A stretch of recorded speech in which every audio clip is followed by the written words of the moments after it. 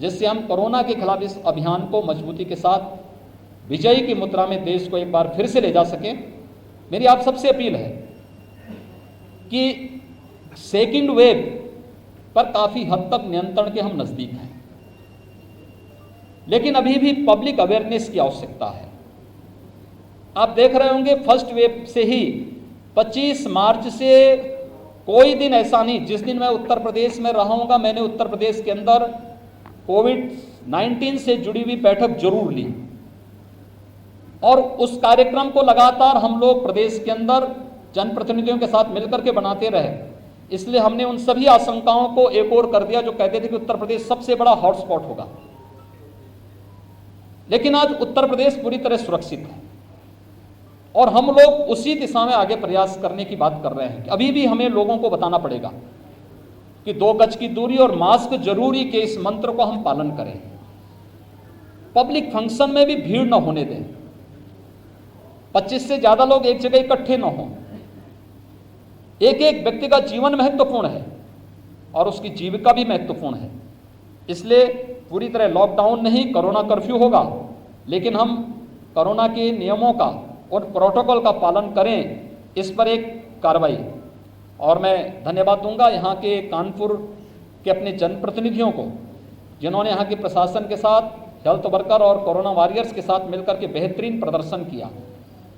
एक समय कानपुर की जो पॉजिटिविटी थी वो 40% तक पहुँच गई थी, आज वह 2 से नीचे आ गई है।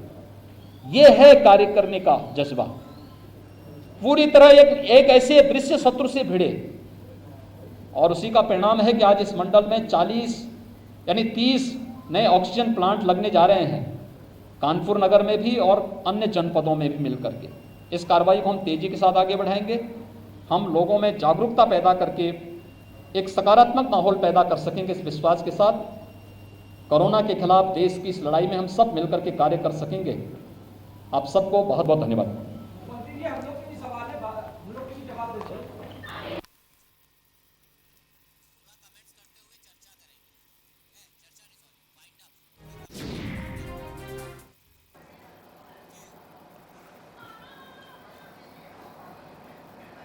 तो सीएम योगी आदित्यनाथ को कानपुर से सुन रहे थे आप, और फिलहाल इस चर्चा से मुझे इजाज़त दीजिए।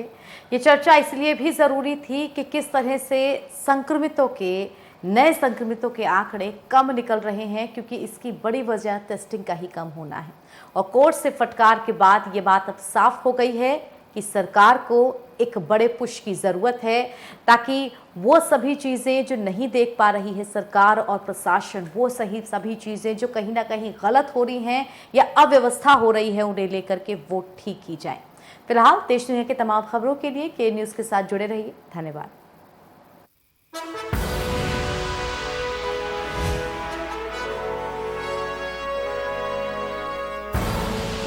आप देख रहे हैं के न्यूज़, खबरों का सारथी। पर ये दिल है कि चख रहा है उन्हीं अल्फाजों का दूर कितना भी जाओ, इस जुबान से दूर ना जा पाओगे। विमल, बोलो जुबान केसरी। आपने लगातार 136 रन की वो साझेदारी करी थी सुनील गावस्कर जी के साथ, वो बहुत अच्छा मैच हुआ था। तीसरा टेस्ट था, शायद आप लोग, इंडिया ने जीता भी था वो टेस्ट। आप जब सोचते हो ना कि आप कुछ करके दिखाना है, तो मेरे ख्याल से कुछ भी आपके हाथ में है तो आप करके दिखा दो। एक ये वो दौर था कि भारतीय टीम इतना सरवाइव करके आज जिस मुकाम पे है, उसका एक बहुत बड़ा श्रेय आप लोगों को जाए। फिर आपके सर पे बॉल लगी थी, आप 48 घंटे आईसीयू में। गेंद लगी है कि क्या लगी, मेरे को कुछ पता नहीं। आईपीएल को क्राइटेरिया बनाए, जो रणजी ट्रॉफी हमारा बेस है, उसी को क्राइटेरिया रखना चाहिए। आईपीएल खेलना बहुत है, और दूसरी बात ये भी है पैसे भी बहुत है।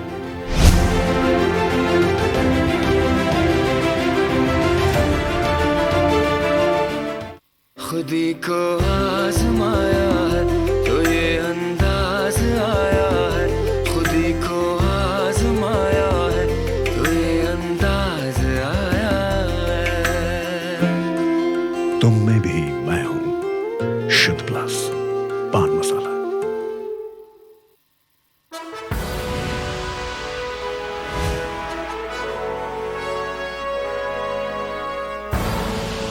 आप देख रहे हैं के न्यूज, खबरों का सारथी।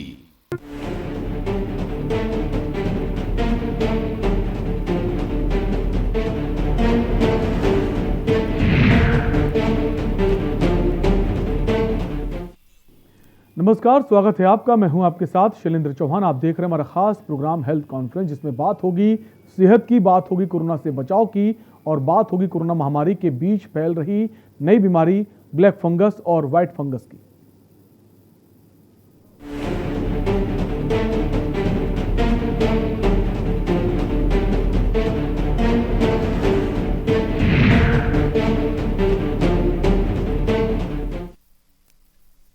भारत में कोरोना वायरस के कहर के बीच म्यूकरमाइकोसिस यानी ब्लैक फंगस के तेजी से बढ़ते मामलों ने लोगों को और डरा दिया है। हालांकि ब्लैक फंगस के खतरे से निपटने के लिए सरकार तेजी से काम कर रही है। देश में अब तक ब्लैक फंगस के करीब 9,000 मामले सामने आ चुके हैं और ज्यादातर राज्यों ने इसे महामारी घोषित कर दिया है। इस बीच केंद्र सरकार ने राज्यों की इस बीमारी से लड़ने में मदद के लिए ब्लैक फंगस की दवा एम्फोटेरेसिन बी की कुल 23,680 अतिरिक्त वायरल आवंटित की हैं। केंद्रीय रसायन और उर्वरक मंत्री डीवी सदानंद गौड़ा ने शनिवार को विभिन्न राज्यों और केंद्र शासित प्रदेशों को म्यूकरमाइकोसिस यानी ब्लैक फंगस के इलाज के लिए एक प्रमुख दवा एम्फोटेरेसिन बी की 23,680 अतिरिक्त शीशियों के आवंटन की घोषणा की है। आधिकारिक बयान में मंत्री ने जानकारी दी कि मरीजों की संख्या के आधार पर इस दवा का आवंटन किया गया है। दरअसल भारत में अब तक 8,848 ब्लैक फंगस के मरीज मिल चुके हैं, जिनमें सबसे अधिक ब्लैक फंगस के केस गुजरात में ही सामने आए हैं। गुजरात में अब तक 2,281 लोग इस वायरस से संक्रमित हो चुके हैं। वहीं महाराष्ट्र में भी इससे प्रभावितों का आंकड़ा 2,000 के पार चला गया है। इसके अलावा आंध्र प्रदेश में 910, मध्य प्रदेश में 720, राजस्थान में 700 और तेलंगाना में 350 ब्लैक फंगस के केस मिले हैं। यूपी में ब्लैक फंगस का खतरा लगातार बढ़ता जा रहा है। राजधानी लखनऊ में भी ब्लैक फंगस के मरीजों की संख्या लगातार बढ़ती जा रही है। गुरुवार को इसके कारण 4 मरीजों की मौत भी हो गई। ब्लैक फंगस नई महामारी कितनी खतरनाक है और कैसे ये लोगों को अपना शिकार बना रही, इसी मुद्दे पर आज हम बात करेंगे डॉक्टरों के एक्सपर्ट पैनल के साथ और जानेंगे ब्लैक फंगस से जुड़े हर सवाल के जवाब। आपको बता दें, कुछ ऐसे सवाल हैं जिनकी हम जानकारी लेंगे, जिनके बारे में डॉक्टरों से पता करेंगे। क्या आईसीयू में ब्लैक फंगस के ज़्यादा चांस हैं? ब्लैक फंगस शरीर में कैसे अटैक करता है? ब्लैक फंगस से बचने के लिए क्या किया जाए? क्या मास्क से भी फैल सकता है ब्लैक फंगस? सिर्फ ज्यादा स्टेरॉइड से होता है ब्लैक फंगस? क्या ऑक्सीजन से भी हो सकता है ब्लैक फंगस? क्या आईसीयू में ब्लैक फंगस के ज्यादा चांस हैं? ब्लैक फंगस शरीर में कैसे करता है अटैक? ब्लैक फंगस से बचने के लिए क्या किया जाए?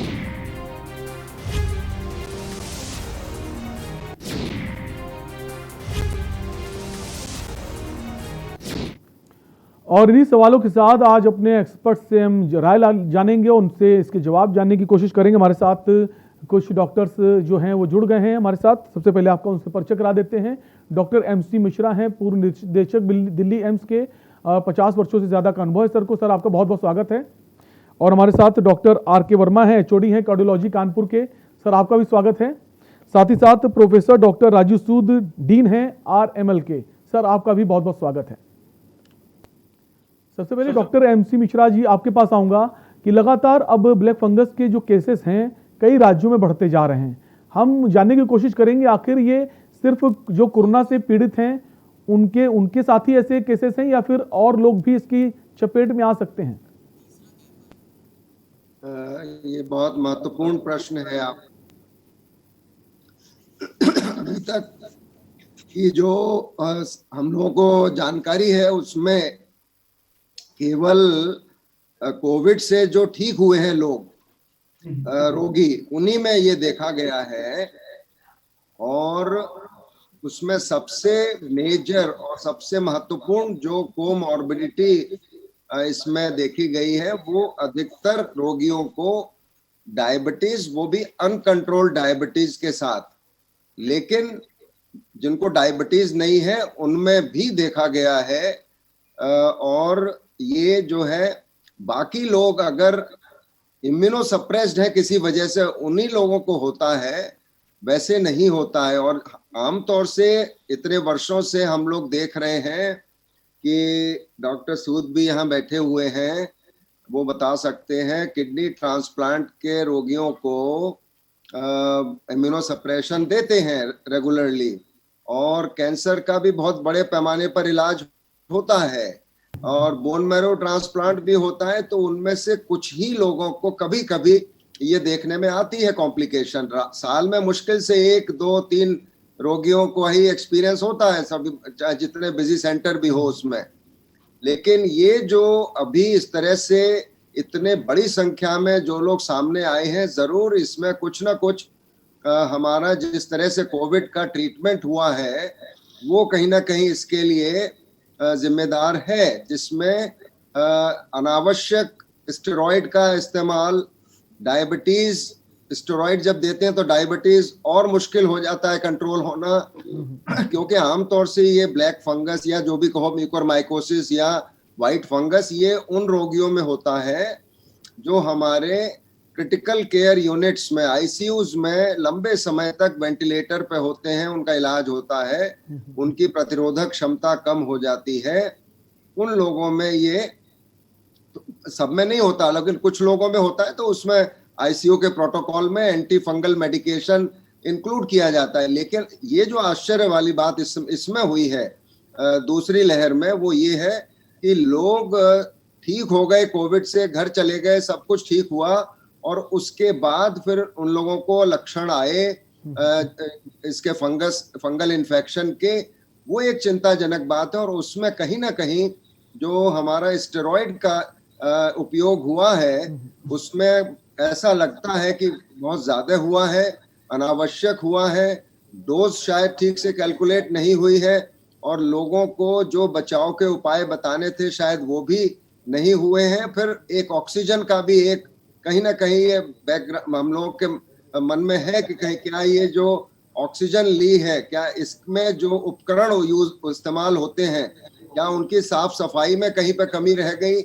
ये भी एक बहुत बड़ा जो एस्पेक्ट है, ये मेरे ख्याल से करेंगे ये लोग, जो लोग अब इस समय कर रहे हैं ट्रीटमेंट इसका। और डॉक्टर राणा भी थे गंगाराम के कल एक प्रोग्राम में, और कई लोगों से मैंने कहा भी है कि इसका थोड़ा जो अवलोकन है, थोड़ा गहराई में जाके देखा जाए कि ये किन लोगों में ज्यादा हो रहा है, क्योंकि उन्होंने कहा उनके यहाँ लगभग 59 मरीज थे, उसमें से 35 लोगों को ही डायबिटीज थी, 13 लोगों को डायबिटीज नहीं थी। तो ऐसा नहीं है कि डायबिटीज वालों को ही हो रहा है, लेकिन हाँ, डायबिटीज एक बहुत बड़ा रिस्क फैक्टर है। और उसके अलावा जैसे किसी का किडनी ट्रांसप्लांट हुआ है, किसी का कैंसर का इलाज, कीमोथेरेपी लगी है जिससे प्रतिरोधक क्षमता कम हुई है, और किसी वजह से उनको ऑटोइम्यून डिजीज है, स्टेरॉइड चल रहा है, क्योंकि पहले भी स्टेरॉइड हम लोग देते थे, काफी रोगियों में स्टेरॉइड इस्तेमाल होता है, ऑटोइम्यून डिजीजेस में होता है, लेकिन इस तरह से म्यूकोरमाइकोसिस देखने में नहीं आता। अच्छा, इसका भी पता लग जाए, लक्षण शुरू में पता लग जाए, तो आप आसानी से इसका ट्रीटमेंट उपचार कर सकते हैं। लेकिन जब ये एरिया जो है फेस का, जिसको हम कहते हैं डेंजरस एरिया, ये नाक में वो एरिया है, और इसका सीधा संबंध ब्रेन से हो जाता है, सीधा संबंध ऑर्बिट से हो जाता है, क्योंकि सब जुड़े हुए हैं सिस्टम्स। तो जब यहाँ पे हो जाता है तो वो ब्लड वेसल्स में इन्वेड कर जाता है ये फंगस, और फिर वो हमारे खून के नलियों के जरिए ब्रेन में पहुंच जाता है, जिसको हम लोग कहते हैं राइनो ऑर्बिटो सेरिब्रल म्यूकोरमाइकोसिस। और ये अवस्था आने पे मरीज की जो हालत है बहुत गंभीर हो जाती है, ऑपरेशन भी कई बार करना पड़ता है जो बहुत म्यूटिलेटिंग होता है, और उसके बावजूद भी इसमें जो मृत्यु दर है वो अत्यधिक होती है। ये समझना बहुत आवश्यक है। अच्छा, अब जो दवाई इसके लिए इस्तेमाल करते हैं, ड्रग ऑफ चॉइस कहते हैं एम्फोटेरेसिन बी, जो लाइपोसोमल एम्फोटेरेसिन बी है। अब इतने सारे रोगी एक साथ आ गए, जिसको किसी को अंदाज ही नहीं था, जिस तरह से अभी ऑक्सीजन की जो क्राइसिस हुई, उसी प्रकार से इसकी क्राइसिस हुई, क्योंकि इतनी एम्फोटेरेसिन बी उपलब्ध नहीं है देश में। क्योंकि इतने रोगी कभी हुए ही नहीं। तो अब ये भी एक समस्या सामने आ गई, और जो भी दवाइयां हैं, चाहे पोसाकोनेजोल हो, चाहे एम्फोटेरेसिन बी हो, जो लाइपोसोमल है, तो ये बहुत एक चिंता का विषय है। इसमें बचाव ही मैं समझता हूँ एकमात्र उपाय है कि लोग पहले तो अपने को कोविड से बचाएं, और कोविड से ठीक हो गए हैं तो अपने जो नेजोफेरिंजियल हाइजीन है और अपनी हमारी जो आयुर्वेदिक की क्रियाएं हैं, जल नेति वगैरह, उससे करके इसको साफ रखें और स्वच्छ रखें, तो ये फंगस वहां ग्रो नहीं करेगा। क्योंकि एक बार वहां ग्रो हो जाता है और मिस हो जाए, वो शुरू में पकड़ा ना जाए, तो देखिए आपके घर में जैसे बरसात के मौसम में आप कोई खाने की चीज बाहर रख दीजिए, या आपने देखा है कहीं दीवार गीली हो गई बरसात में तो उस पर फंगस लग जाती है, ये उसी प्रकार से है। और जब आपकी प्रतिरोधक क्षमता कम है तो फिर ये आसानी से लग जाता है। वातावरण में तो मौजूद है ये हम सबको, लेकिन हम सबको इसलिए नहीं होता क्योंकि हम लोग हेल्दी हैं, हमें प्रतिरोधक क्षमता बनी हुई है, इसलिए नहीं होता है। और जरा सा भी वो बैलेंस टिल्ट होता है तो फिर ये अपॉर्चुनिस्टिक पैथोजन कहलाते हैं फंगल इन्फेक्शंस। तो उसमें चाहे ब्लैक वाला हो चाहे व्हाइट वाला हो, नुकसान तो सभी करते हैं, लेकिन म्यूकोरमाइकोसिस खास तौर से बहुत गंभीर माना जाता है। जी बिल्कुल। हमारे से डॉक्टर राजीव जी भी हैं। डॉक्टर राजीव आपके पास आएंगे। डॉक्टर राजीव जी, क्या अगर अर्लीस्ट स्टेज में अगर हम जान जाते हैं कि हमें ब्लैक फंगस हुआ है तो उसका इलाज संभव है?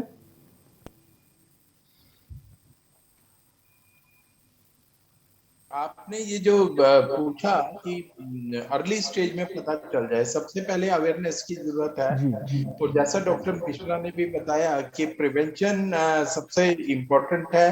अगर आप इसको प्रिवेंट कर पाए बहुत जरूरी है, क्योंकि ये फंगस तो हमारे एटमॉस्फेयर में, ये हमारे आसपास हर वक्त है। और इसका काम क्या है, ये बेनिफिशियल होता है अदरवाइज हमारे लिए, हमारे इको सिस्टम के लिए।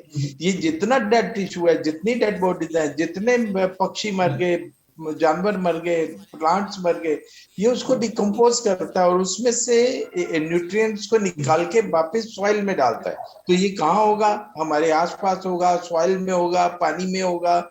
और क्योंकि हमारा इम्यून सिस्टम अच्छा है तो हमारे को नहीं होगा। पर अगर इसको हमको ये लगता है कि हम प्रीडिस्पोज थे, हमको डायबिटीज थी, या हमने स्टेरॉइड्स लिए हैं, या हमारे को लॉन्ग डेबिलिटेटिंग डिजीज हुई है, कैंसर वगैरह की ट्रीटमेंट, ट्रांसप्लांट, हमने स्टेरॉइड्स लिए हैं, ऑटो इम्यून डिजीजेस हैं जिसके अंदर हमारी ट्रीटमेंट चल रही है, तो इन सब के अंदर हमको पहले से इसका अंदेशा होगा। आजकल अवेयरनेस ये भी दी जा रही है कि ये होने की संभावना है। अब संभावना क्यों है, कोविड आ रहा चल रहा है, इसमें अचानक क्यों बढ़ गया ये स्टेरॉइड्स देना, जैसे डॉक्टर मिश्रा ने बताया, ये सब तो पहले से भी चल रहा था, कुछ मरीजों में उनमें होता भी था। पर ये एपिडेमिक कैसे हो गया? तेलंगाना ने सबसे पहला राज्य बना इसको एपिडेमिक डिक्लेयर करके। अब एक के बाद एक राज्य डिक्लेयर कर रहे हैं, all India institute, Delhi, Jhajjar, बाकी अब आपने जैसे वो उन्होंने वार्ड्स बना दिए, गंगाराम है, मैक्स हॉस्पिटल है, दिल्ली के अंदर ही कई जगह बनाना पड़ गया। जो मरीज सिर्फ कुछ 100 में थे, आज से 3 दिन पहले, 4 दिन पहले अब हजारों में हो गए हैं। तो ये बहुत तेजी से बढ़ रहा है। अब इसको जैसे ही इसके सिम्टम आपको मालूम नहीं होंगे तो आपको पता नहीं चलेगा कि इसका अर्ली ट्रीटमेंट कैसे करना है। इसकी एंट्री जो है सबसे ज्यादा कॉमन जो है वो नाक से है, मुंह से है। और आपको अगर नेजल डिस्चार्ज हो रहा है जो ब्लैक कलर का है तो और भी ज्यादा खतरा है, क्योंकि ये साइनसिस में पैदा होता है, साइनसिस से कैवर्नोसा में जाता है, उसके बाद ये ब्रेन में या फिर आपके लंग्स में भी ये जा सकता है, उसको पल्मोनरी बोलते हैं तीसरी तरह का। या आपके शरीर में कट लग जाए, पैर में कट लग जाए, बर्न्स वार्ड है, उसमें ये स्किन का जो बैरियर खत्म हो जाता है, उससे भी एंटर हो सकता है। जो रूरल इंडिया में ये फैल रहा है कोरोना, और ये रूरल इंडिया में जो फार्मिंग एक्टिविटीज है उनके अंदर बढ़ सकता है। अब एक सवाल है कि अगर ये आता है तो इसको जड़ से निकालना पड़ता है। ये दवाइयां हो गई, वो तो एक बात हो गई। जो दवाई है एम्फोटेरिसिन बी और पोसाकोनेजोल, जो लाइपोसोमल एम्फोटेरिसिन बी है, जो डॉक्टर मिश्रा ने बताया, ये दवाइयां तो देनी है, पर ये 5 दिन की दवाई नहीं है जैसे आपने एंटीबायोटिक्स दे दिया किसी इन्फेक्शन के लिए। ये सर, एक ब्रेक का वक्त हो गया, ब्रेक के बाद वापस आएंगे और हमारे साथ डॉक्टर आर के वर्मा जी भी हैं, एचओडी हैं, सर आपके पास भी आएंगे वापस एक सवाल के साथ। एक ब्रेक के लिए रुकेंगे, ब्रेक के बाद इस चर्चा को आगे बढ़ाएंगे।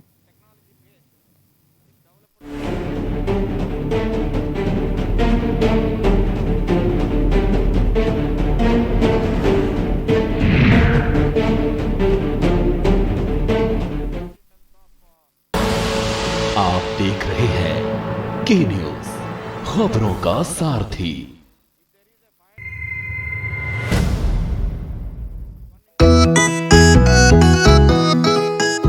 सबको टीका लगवाना है, कोरोना को हराना है। टीके की सुरक्षा अपना कर सुरक्षा चक्र बनाना है। 18 साल की उम्र हो, युवा हो या बुजुर्ग हो, एक पल भी सोचे बिना ये मौका नहीं गवाना है। सबको टीका लगवाना है, कोरोना को हराना है। टीका लगने के बाद भी सुरक्षा को अपना कर भी मास्क फिर भी लगाना है, 2 गज की दूरी निभाना है। सबको टीका लगवाना है, कोरोना को हराना है। मैंने कोविन एप्लीकेशन से अपना रजिस्ट्रेशन कराया और आज मेरा अपॉइंटमेंट मिल गया। पीजीआई में सब कुछ बहुत अच्छे तरीके से हुआ। प्रोसेस बहुत ही स्मूथ और बहुत ही लाइट तरीके से कंडक्ट किया गया। 18 प्लस के लिए ये जो इनिशिएटिव लिया गया है बहुत अच्छा है। तभी मुझे वैक्सीन लग गई है और बिल्कुल कोई प्रॉब्लम नहीं हुई मुझे। मैं इसके लिए हमारी उत्तर प्रदेश गवर्नमेंट का बहुत बहुत शुक्रिया करना। चलो टीका लगवाएं, कोरोना को हराएं। निःशुल्क टीकाकरण अभियान में 18 वर्ष से अधिक उम्र वालों के लिए टीका लगवाकर सुरक्षा कवच बनाएं। cowin.gov.in पर रजिस्ट्रेशन करवाएं। सूचना एवं जनसंपर्क विभाग उत्तर प्रदेश द्वारा जनहित में जारी।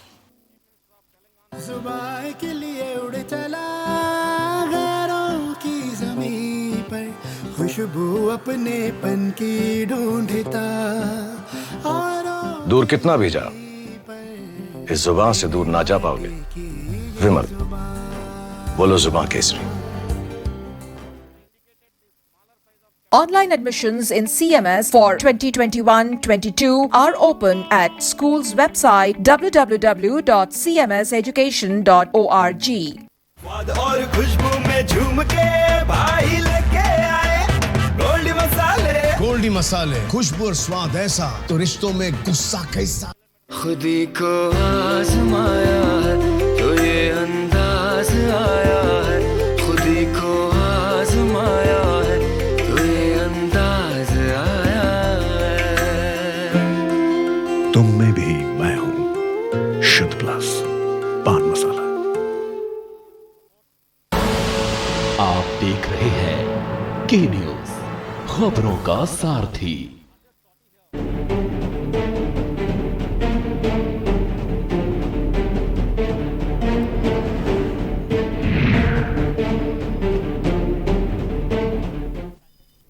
ब्रेक के बाद आपका स्वागत है। आप देख रहे हैं हेल्थ कॉन्फ्रेंस, जहां हम बात कर रहे हैं ब्लैक फंगस की और जो वाइट फंगस भी अब आ गया है। हमारे साथ डॉक्टर आर.के. वर्मा जी भी हैं। Doctor R K. वर्मा जी आपके पास आएंगे। डॉक्टर साहब, ये भी देखा जा रहा है जो लोग कोविड से ठीक हो चुके हैं उसके बाद कुछ संख्याएं ऐसी भी हैं जिनको सडन डेथ के भी मामले सामने आए हैं, अचानक से हार्ट अटैक आ जाना, और ये संख्या यूथ में ज़्यादा देखी गई है।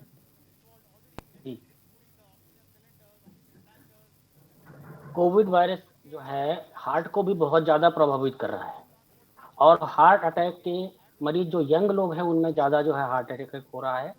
उसका रीजन बहुत ही क्लियर है कि वह कोरोनरी आर्टरी डिसीज में माइक्रोथ्रोम्बोएम्बोलाई करता है और जिसके कारण एक्यूट कोरोनरी सिंड्रोम और कार्डियक अटैक हो जाता है। मायोकार्डियल फेल्योर, जब मायोकार्डाइटिस होती है तो मायोकार्डियल फेल्योर भी कर सकता है और हार्ट फेल्योर हो जाता है।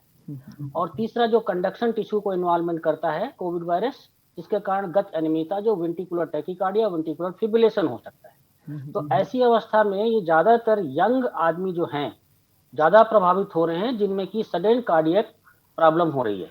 ये कोविड इस जो सेकेंड वेव है इसमें कार्डियक इन्वॉल्वमेंट हम लोगों ने महसूस किया है कि ज्यादा हो रहा है यंग पॉपुलेशन।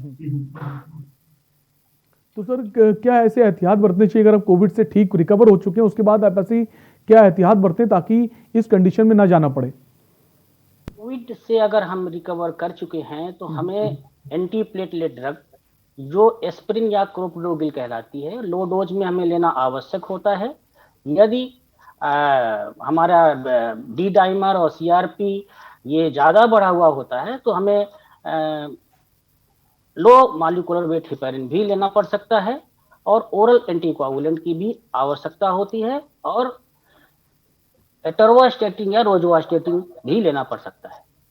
सर हम चाहेंगे आप जो दवा का नाम है मेडिसिन का एक बार फिर से रिपीट कर दें ताकि हमारे दर्शक उसे ठीक से समझ सकें। लो डोज एस्प्रिन या clopidogrel, atorvastatin, low molecular weight heparin और वारफरिन या एसीटोम ग्रुप या some other recent newer drugs. इसके अलावा सर क्या कोई ऐसे घरेलू उपाय हैं जिसकी वजह जो करके अगर हम अपने आप को फिट रख सकते हैं ताकि ऐसी स्टेज में ना पहुंचना पड़े?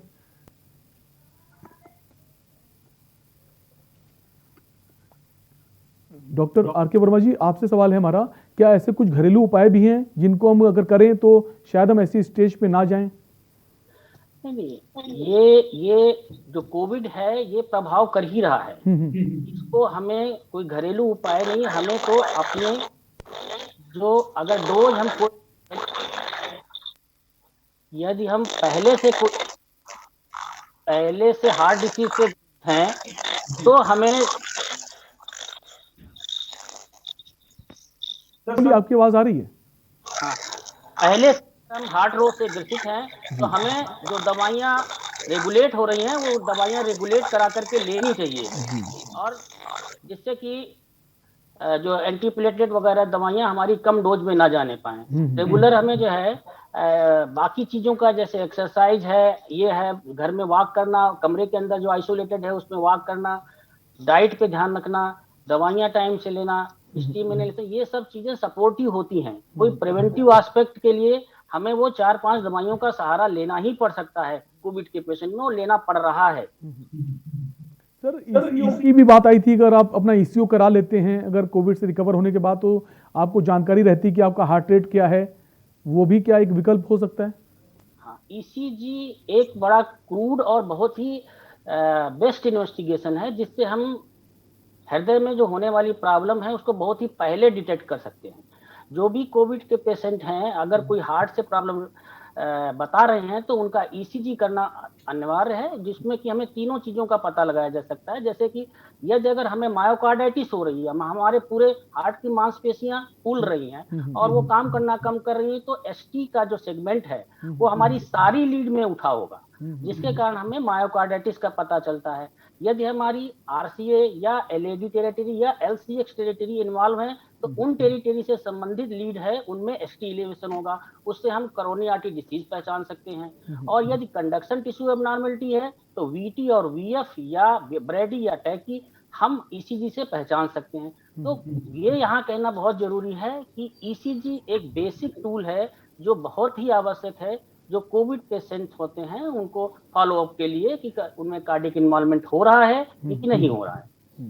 बिल्कुल, अपना ईसीजी समय पे कराते रहना चाहिए। डॉक्टर एमसी मिश्रा जी आपके पास आएंगे।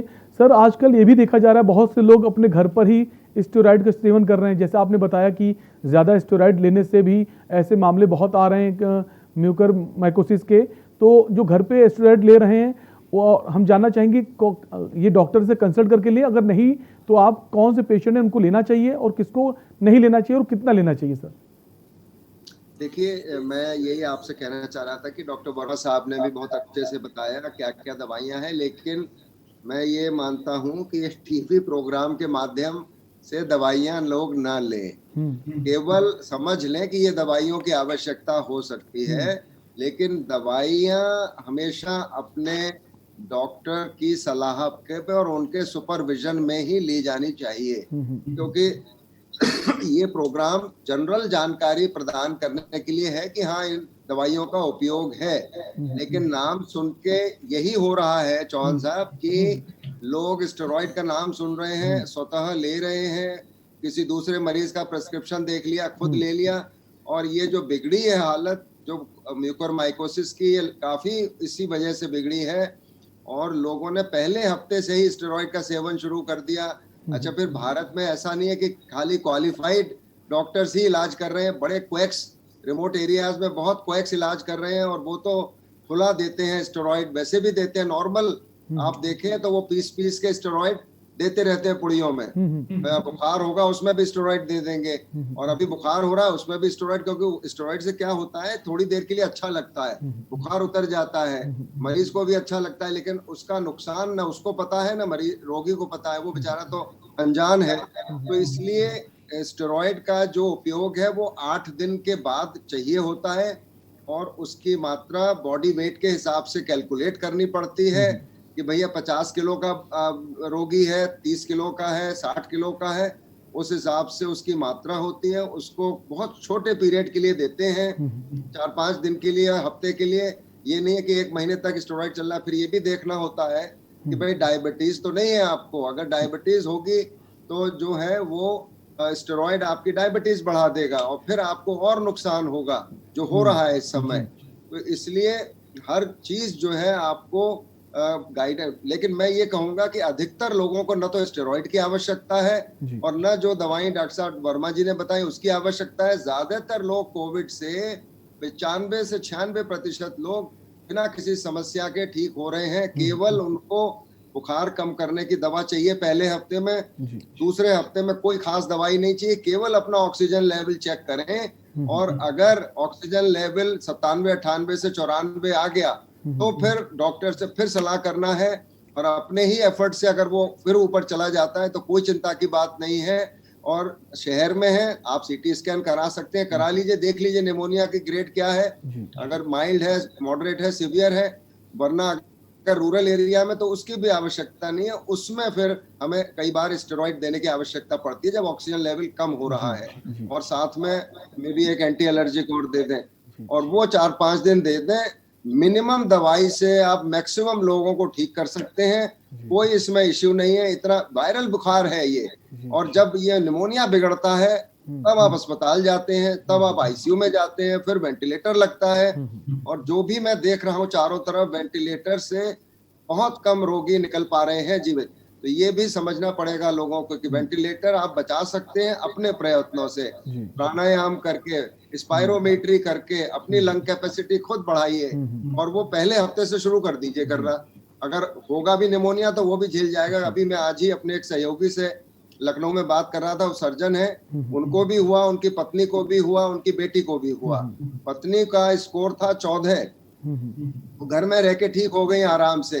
यही अगर अस्पताल चली जाती तो इनको तरह तरह के एंटीबायोटिक लगते, तरह तरह का इनको ऑक्सीजन लगता, और फिर पता नहीं क्या होता। तो ये समझना लोगों को बहुत आवश्यक है कि मिनिमम ट्रीटमेंट से आप मैक्सिमम आउटपुट कोविड में कर सकते हैं। थोड़ी समझदारी से काम दोनों लोगों को करना है, डॉक्टर्स को भी करना है, रोगी को भी करना है, और परेशान नहीं होना, पैनिक नहीं करना, एकदम से घबरा नहीं जाना है। ये पैनिक नहीं होना है, घबराना बिल्कुल नहीं। कॉलर हमारे साथ जुड़ गए हैं, प्रमोद काशीपुर से। प्रमोद, अपना सवाल कीजिए। प्रमोद, आपको हमारी आवाज आ रही है? शायद प्रमोद से हमारा संपर्क नहीं हो पा रहा है। वंदना है पंजाब से। वंदना, अपना सवाल कीजिए। हाँ जी, जी। सवाल सर मेरा ये है कि स्टीरॉइड जो मेडिसिन ये बोल रहे हैं कि आप नहीं देंगे पेशेंट को, ब्लैक फंगस का खतरा ज्यादा है, पर जिसे डॉक्टर ने एडवाइस दे रखी हो, जिसको ब्रेन ट्यूमर की प्रॉब्लम हो, तो उसकी तो कंटिन्यू मेडिसिन ही स्टीरॉइड है, तो उसका क्या फिर हल है? क्या करें इसका हल? जी, आपके सवाल हम बिल्कुल लेंगे डॉक्टर राजू सूद जी से। राजू सूद जी, हमारे कॉलर का सवाल था कि जिनको ट्यूमर की बीमारी हो चुकी है, ऑलरेडी मेडिसिन चल रही है, स्टेरॉइड चल रहा है, और ऐसे में अगर हम जो दवाइयाँ बताई जा रही हैं इसको लेके, ब्लैक फंगस को लेके, तो क्या हम उसका यूज कर सकते हैं? देखिए, ट्यूमर को इनको हुआ है, क्या इनको कोरोना भी हुआ है? ये एक इम्पोर्टेंट इशू है। ट्यूमर कीमोथेरेपी है, ट्यूमर इटसेल्फ भी है, जो उसके अंदर जो प्रॉब्लम्स आती हैं वो हमारा इम्यून सिस्टम को कॉम्प्रोमाइज करता है, हमारे शरीर की टॉलरेबिलिटी को घटाता है।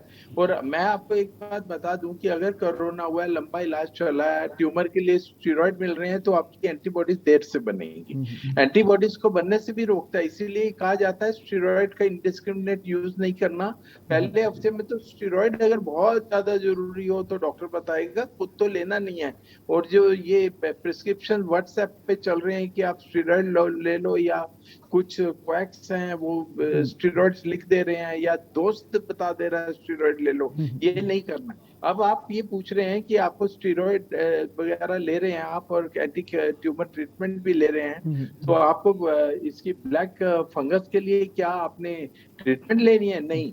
आपको एक तो आपको इंफॉर्मेशन होनी चाहिए, आपको अवेयरनेस होनी चाहिए कि ब्लैक फंगस के सिम्टम्स क्या हैं। अगर आपके नोज से या आपको बुखार है, नोज से आपके ब्लैक डिस्चार्ज आता है, क्रेस्ट बन गया है, आपके मुंह के अंदर काले कॉलोनी स्पॉट्स हैं, चकते पड़ जाते हैं, या आपकी डिफॉर्मिटी होती है, आंख में, नाक के बेस में थोड़ा डिफॉर्मिटी होती है, तो आपको ब्लैक फंगस का शक होगा और डॉक्टर के एडवाइस पे। और जैसा अभी क्वेश्चन पूछा गया था कि क्या ब्लैक फंगस के अंदर आपको एम्फोटेरिसिन बी लेनी है, तो एम्फोटेरिसिन बी कई बार किडनी पे भी इफेक्ट करती है, 80% पेशेंट्स में करती है, तो सेफर ड्रग फिर उसके बाद टेबलेट्स आ जाती है फ्लुसाइनाकोनाजोल की।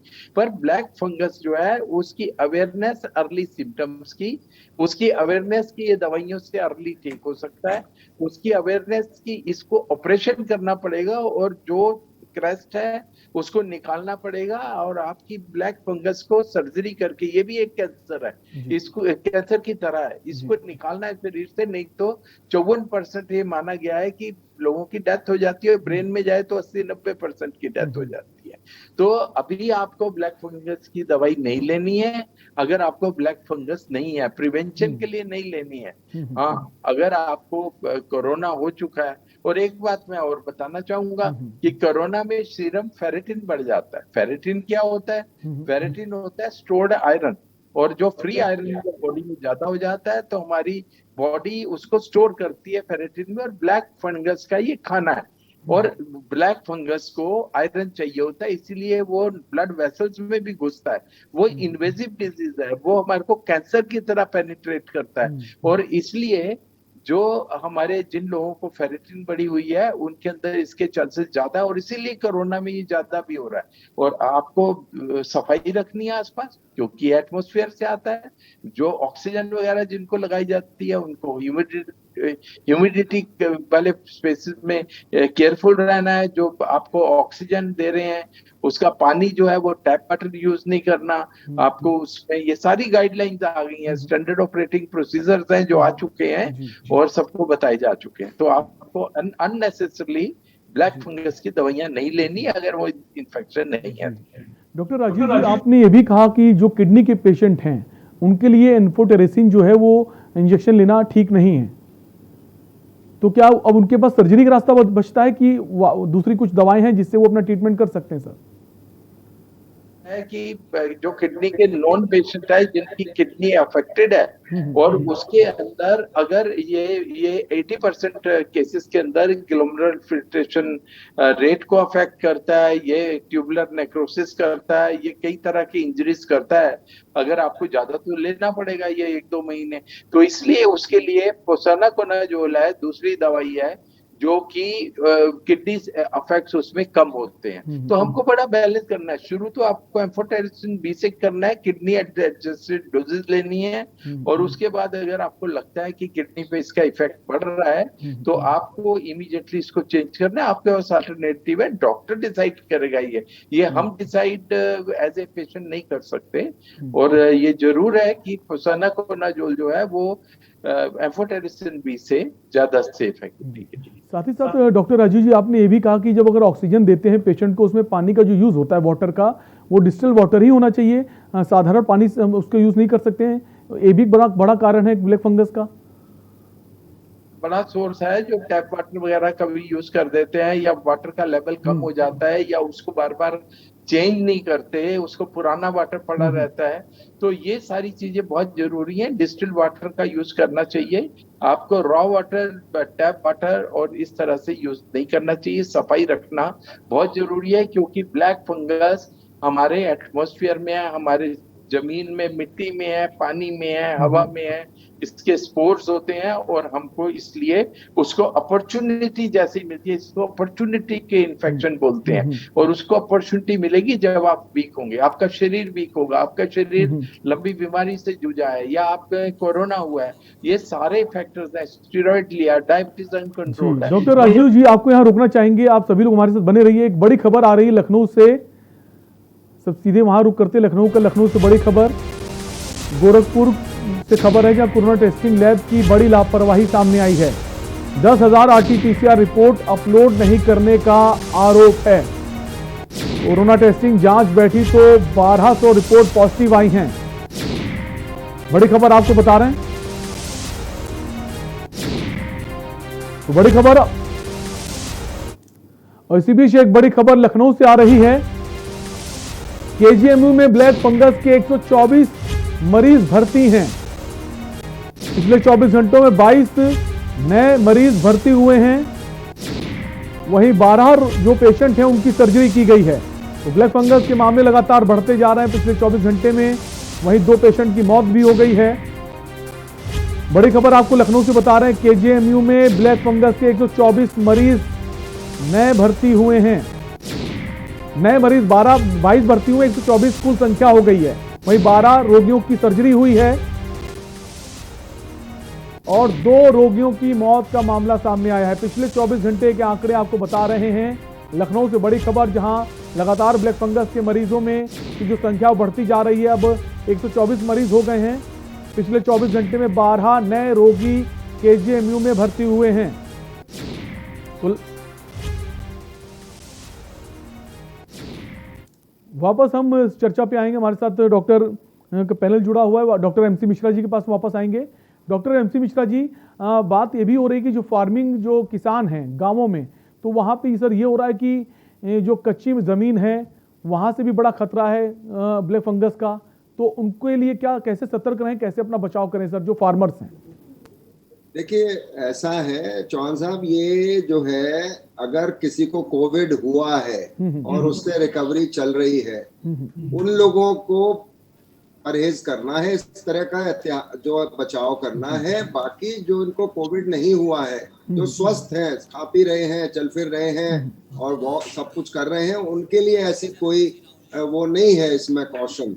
केवल जिनको कोविड हुआ है, क्योंकि अब हम सभी डील करते हैं, अपना काम करते हैं, लोग बागवानी भी करते हैं, उसमें भी लगे हैं, लेकिन अगर हाल में आपको कोविड हुआ है, उससे आपकी रिकवरी हो रही है या हो गई है, तो आप परहेज करिए कि आप कंस्ट्रक्शन साइट्स पे ना जाएं, आप मास्क लगाएं जब भी जाएं। और एक आपने शुरू में मास्क का भी जिक्र किया था, तो वो मास्क का सिर्फ इतना ही है, देखिए जैसे ये लिनन का मास्क है, अगर आप ये कपड़े का मास्क इस्तेमाल कर रहे हैं तो इसको बराबर धोना है, इस्तेमाल करके रोज प्रतिदिन, और फिर धूप में सुखाना है। धूप अब पर्याप्त मात्रा में मिल रही है उत्तर भारत में, कोई समस्या नहीं है। लेकिन कपड़े का मास्क आप 2 दिन 3 दिन नहीं इस्तेमाल कर सकते, क्योंकि इसमें फिर आप वही बात हो जाती है कि उसमें कुछ स्पोर या इसका जो वो बैठ गया अगर फंगस का स्पोर, तो वो आपको कर देगा गड़बड़ फिर उसमें। तो ये एहतियात जो है उन लोगों के लिए है। बाकी लोग जो स्वस्थ हैं वो अपना जीवन यापन जैसे कर रहे हैं, मास्क लगा के वैसे करेंगे। और अगर आप जा भी रहे हैं तो मास्क तो वैसे भी लगाना है सबको। लेकिन हाँ, ये बात ठीक है कि आप कह रहे हैं कि अगर किसी को कोविड हुआ है तो बिल्कुल उसको खाद नहीं हैंडल करनी है, डस्ट से बचना है, कंस्ट्रक्शन साइट से बचना है, और उसमें सबसे बड़ा उपाय उसका मास्क है। और आजकल हम लोग डबल मास्क की बात करते हैं कि 2 मास्क लगाए जाएं, जिससे आपका बचाव पूरा होता रहे। सर, ग्रामीण और कस्बों के जो क्षेत्र हैं वहां ज्यादा मामले सामने आ रहे हैं। अभी खबर आई महाराष्ट्र के गढ़चिरौली में 90 मरीज अचानक से ब्लैक फंगस के आए हैं। तो सर, ये बड़ा आंकड़ा दिन पर दिन बढ़ता जा रहा है, अचानक से 90 नए मरीज आना। ये देखना पड़ेगा, क्योंकि इसमें हमें देखना पड़ेगा कि इस 90 में क्या कितने लोगों को कोविड हुआ, नंबर 1, कितने लोगों को डायबिटीज है, फिर कितने लोगों को ऑक्सीजन मिली। ये एक अनुसंधान का विषय है, क्योंकि अभी इसकी जड़ पे हम नहीं पहुंच पाए हैं कि ये क्यों हो रहा है और क्या इसको किस तरह से रोका जाए। तो इसमें बहुत जल्दी, मैं तो ये कह रहा हूँ, जहां पे भी इस तरह से क्लस्टर्स आ रहे हैं अब 90 पेशेंट आपने गढ़चिरौली तो छोटी जगह डिस्ट्रिक्ट है वहां पे जो महाराष्ट्र में, इसका तुरंत संज्ञान लिया जा सकता है और ये 90 के 90 से अच्छी से हिस्ट्री लेके और इनका एक प्रोफॉर्मा बना के एक पेज का, ये इसको मुश्किल नहीं ये पता करना कि क्या क्या फैक्टर कॉमन आ रहा है सब में, और उस फैक्टर को आप फिर पब्लिसाइज करें और लोगों को बचाव हो सकता है। जी एमसी मिश्रा जी, आपने डायबिटिक पेशेंट्स की बात करी। जो डायबिटिक पेशेंट्स हैं उनको ज्यादा एहतियात बरतने की जरूरत है, अगर उनको कोरोना हो गया है तो उनमें ज्यादा केसेस आ रहे हैं ब्लैक फंगस के। सर, डायबिटिक जो पेशेंट उनमें भी कैटेगरी होती है, कुछ आउट ऑफ कंट्रोल होते हैं, कुछ वेल कंट्रोल डायबिटिक पेशेंट होते हैं। इसका आपने उत्तर दे ही दिया कि जिनकी डायबिटीज पुअरली कंट्रोल्ड है, मान लीजिए उनका हीमोग्लोबिन 1AC आजकल जो हम करते हैं 3 महीने का, वो जो बताता है पिछले 3 महीने का कंट्रोल आपका कैसा रहा है, तो वो 6 के आसपास होना चाहिए, 6-7 होना चाहिए, 6 और 7 के बीच में। अगर वो 8 है, 9 है, 10 है, 11 है, तो फिर इसका मतलब है कि आपका पिछले 3 महीने से डायबिटिक कंट्रोल अच्छा नहीं रहा है।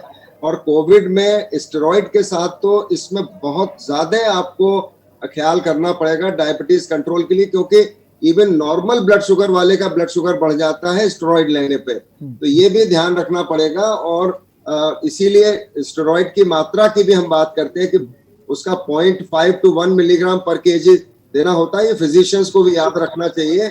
लेकिन अब हमारे यहाँ, जैसे मैंने पहले भी कहा, केवल क्वालिफाइड फिजिशियंस ही इलाज नहीं कर रहे कोविड का, आप दूर दराज के गांव के इलाकों में कोएक्स भी इलाज कर रहे हैं, जिन पर वो जो किसी के कंपाउंडर थे डॉक्टर बन गए, वो भी इलाज कर रहे हैं दवा के। तो अब ये भारत की बड़ी भारी समस्या है कि हमने अभी तक अपने प्रोफेशन को रेगुलेट नहीं कर पाया है और कोई इसके खिलाफ बड़ी कार्रवाई नहीं होती है।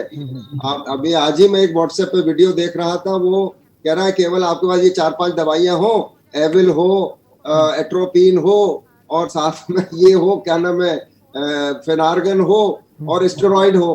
तब बताइए, स्टेरॉइड का उपयोग तो इतना ज्यादा गांव में होता है कि आपको क्या बताऊं मैं। और ये आज से नहीं है, ये चल रहा है, पिछले 70 वर्षों से चल रहा है कार्यक्रम ये गांव में। और कोएक्स है, ये किसी के कंपाउंडर होते हैं, इनको लगता है कि बस ये हम सीख गए, डॉक्टर बन गए, क्योंकि ये दवाइयां 4-5 रख लो, अगर किसी को रिएक्शन होती है तो ये लगा देना, लेकिन फिर भी दिक्कत तो होती है। और खासकर ऐसी खबरों से, भ्रामक खबरों से बचने की जरूरत है, और खासकर जो स्टेरॉइड का सेवन कर रहे हैं वो डॉक्टर से सलाह बगैर इसको बिल्कुल भी ना लें। एक दर्शक सर जुड़ गए हमारे साथ, सुमेर राजस्थान से। सुमेर, अपना सवाल कीजिए। मेरा प्रश्न ये है जी, जो पहले डोज लगी है, क्या दूसरी डोज भी उसी दवाई की लगनी चाहिए या कोविडशील्ड की जगह कोवैक्सीन लग सकती है?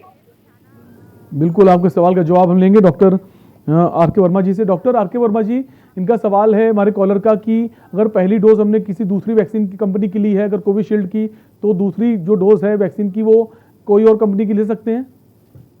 नहीं, जैसे कि हमारे यहाँ की गाइडलाइंस हैं, अगर हमने कोवैक्सीन पहले लिया है, दूसरी डोज भी कोवैक्सीन ही लेना है, और अगर कोविशील्ड पहले लिया है तो दूसरी भी डोज कोविशील्ड ही लेना है।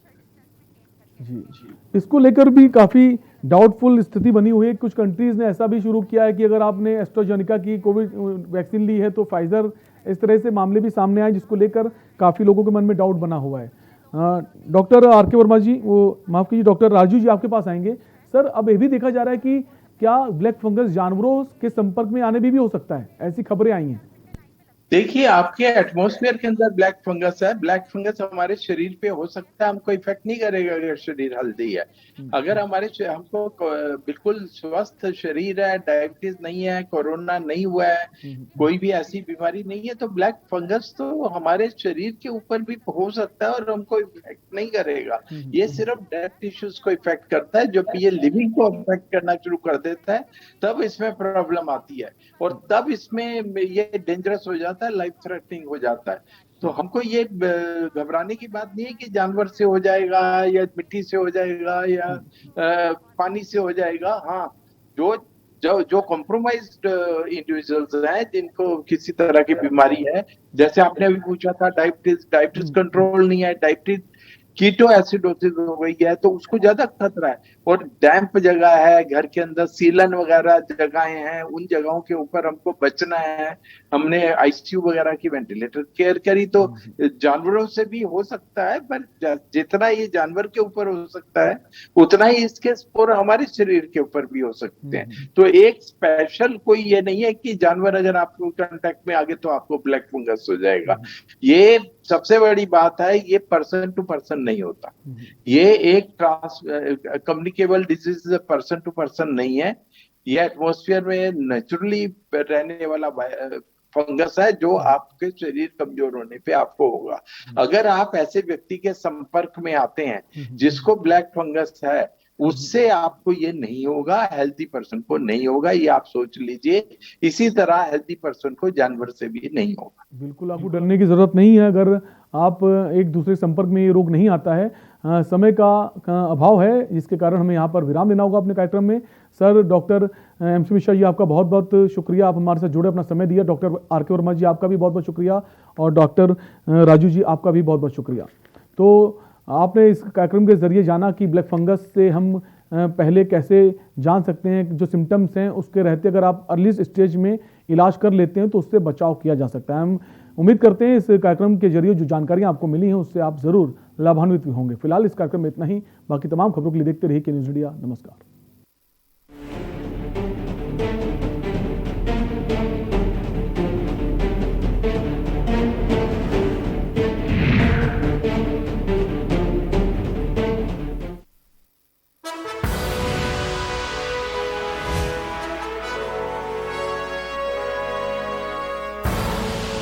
आप देख रहे हैं के न्यूज़, खबरों का सारथी। पर ये दिल है कि चख रहा है उन्हीं अल्फाज़ों का दूर कितना भी जा